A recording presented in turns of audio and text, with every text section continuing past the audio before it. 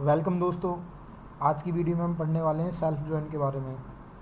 तो self join कैसे use करते हैं या कैसे लगाते हैं, उसको समझने से पहले हम क्या करते हैं, पहले ये समझ लेते हैं कि सेल्फ जॉइन की ज़रूरत कब पड़ती है। तो मैंने एक टेबल बना रखी है एम्प्लॉय नाम की। तो इसमें एम्प्लॉय की एंट्री होती है कि ये अमित, रमेश, प्रियंका, मारियो, विष्णु।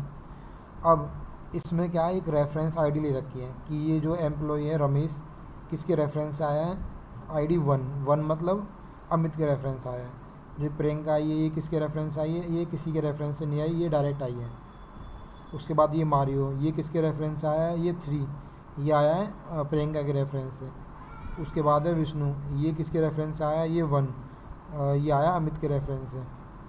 तो इस तरीके से अब मान लो जिनकी हिरार्की, मतलब ये जहाँ जिस भी टेबल के अंदर हिरार्की बन रही होती है कि जो डेटा होता है वो भी उसी टेबल में एग्जिस्ट करता है, तो उस केस के अंदर आप सेल्फ जॉइन लगा सकते हो। अब मेरे को ये पता करना है कि जो अमित है, विष्णु है, जो ये इसकी आईडी 1 है, तो एक लिस्टिंग निकालनी है जिसका इसके सामने नेम आ जाए कि विष्णु है, इसका जो रेफरेंस आईडी है वो कौन है, अमित। अभी तो मैं ऐसे जा रहा हूँ ना, मैं 1 है तो यहाँ पे चला गया, अमित आ गया। मारियो 4 है, मारियो की आईडी 4 है और इसकी रेफरेंस आईडी 3 है। ये कौन है, प्रियंका। तो इस केस में आप सेल्फ जॉइन लगा सकते हो। अब सेल्फ जॉइन लगाते कैसे हैं वो मैं बता देता हूँ। तो जब भी सेल्फ जॉइन लगाते हैं हम, एक सेकेंड, तो अब हम क्या करते हैं, टेबल का रीनेम करते हैं, क्योंकि सेल्फ जॉइन लगाएंगे तो सेम टेबल 2 बार हम यूज़ करने वाले हैं तो एरर आएगा उसका।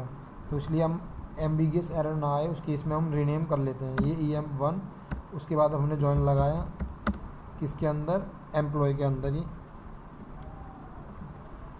इसका रीनेम कर दिया EMP2। अगर आप एज लगाना चाहते हो तो एज लगा दो, अगर नहीं लगाओ तो उसका मतलब भी रीनेम ही होता है।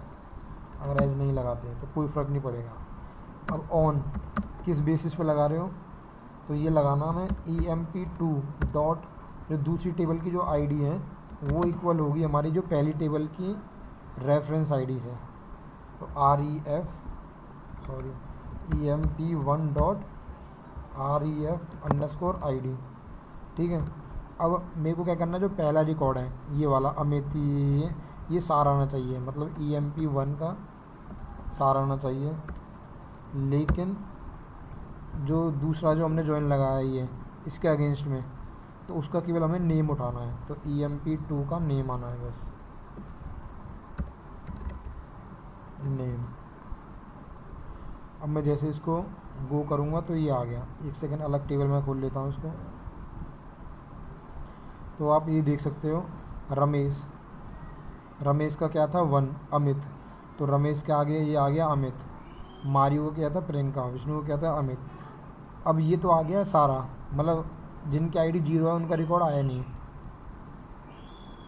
अगर आपको चाहिए कि वो रिकॉर्ड भी आए तो आप क्या कर सकते हो, लेफ़्ट जॉइन लगा दो। Left join, right join, inner join, ये मैंने आपको बता रखे हैं, अब वहाँ जाके पढ़ सकते हो। तो लेफ़्ट जॉइन लगा दोगे तो जिनके पास वैल्यू 0 है तो वो भी रिकॉर्ड आने स्टार्ट हो जाएंगे। ये अभी इनर जॉइन का काम कर रहा था, सिंपल। तो इस तरीके से होता है, आपको अपने ही रिकॉर्ड के अंदर जॉइन लगाना है।